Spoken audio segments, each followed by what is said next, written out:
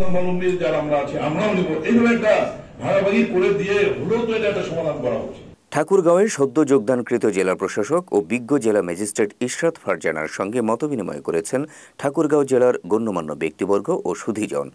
রোববার সকালে জেলা প্রশাসকের সম্মেলন কক্ষে জেলা প্রশাসনের আয়োজনে এই মতবিনিময় সভা অনুষ্ঠিত হয়। অতিরিক্ত জেলা প্রশাসক সার্বিক মোহাম্মদ সলেমান আলীর সভাপতিত্বে এতে বৈষম্য বিরোধী আন্দোলনের সমন্বয়ক, বিভিন্ন রাজনৈতিক দলের প্রতিনিধি, ব্যবসায়ী ও সুধী সমাজের প্রতিনিধিরা উপস্থিত ছিলেন।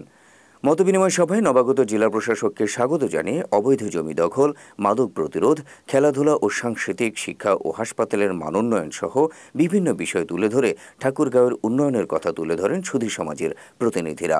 এ সময় নবাগত জেলা প্রশাসক ঠাকুরগাঁও জেলার সার্বিক উন্নয়নে সবার সহযোগিতা কামনা করেন। মতবিনিময় সভায় অন্যান্যের মধ্যে আরও উপস্থিত ছিলেন অতিরিক্ত জেলা ম্যাজিস্ট্রেট মোহাম্মদ সর্দার মোস্তফা শাহিন, সদর উপজেলার নির্বাহী অফিসার মোহাম্মদ বেলায়েত হোসেন, সহকারী কমিশনার ও এক্সিকিউটিভ ম্যাজিস্ট্রেট মোহাম্মদ ইমরান হোসেন সহ বিভিন্ন শ্রেণী পেশার প্রতিনিধিগণ।